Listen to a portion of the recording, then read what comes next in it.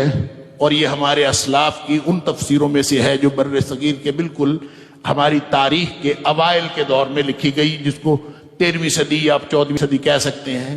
حضرت شاہ ولی اللہ علیہ الرحمہ کے بعد یہی وہ چیزیں ہیں جو تفسیر کی ہمارے سامنے آتی ہیں۔ پھر اس کے بعد علامہ وحید الزمان کی تفسیر وحیدی بھی اسی سلسلے کا حصہ ہے۔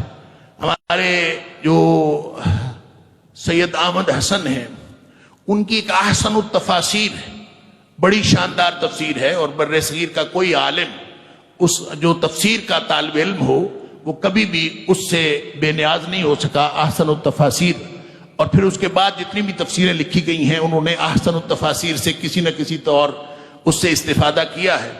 اور پھر اسی طرح حضرت ابراہیم میر سیالکوٹی رحمہ اللہ، انہوں نے بھی ایک تفسیر لکھی تھی واضح البیان کے نام سے۔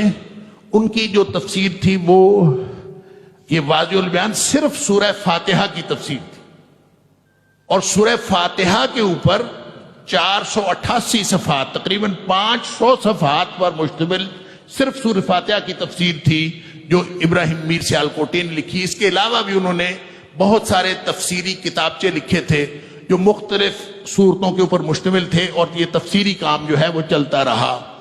اسی طرح میں نے عرض کیا کہ علامہ وحید الزمان نے ایک تفسیر وحیدی بھی لکھی تھی۔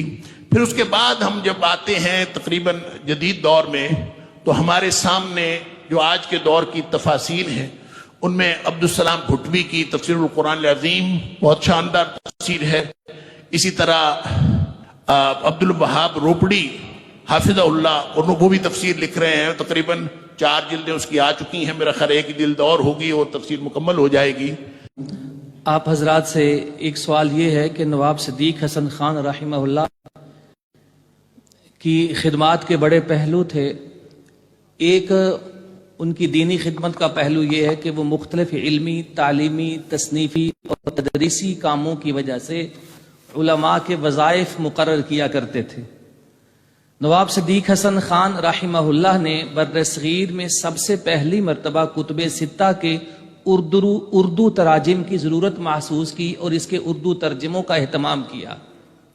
یہ جو سیاہ ستہ ہم جسے کہتے ہیں، بخاری، مسلم، یہ ساری کتابیں جو اردو ترجمے پڑھتے ہیں، سب سے پہلے ان تراجم کا انتظام کروانے کا اور اشاعت کا نواب صدیق حسن خان رحمہ اللہ نے کیا تھا۔ وہ کون سے عالم تھے کہ جن کی ڈیوٹی نواب صاحب نے اور ماہانہ وظیفہ لگایا، اور انہوں نے کتب ستہ میں سے 5 کتابوں کے اردو ترجمے کیے تھے؟ ان بھائی کو موقع دیں۔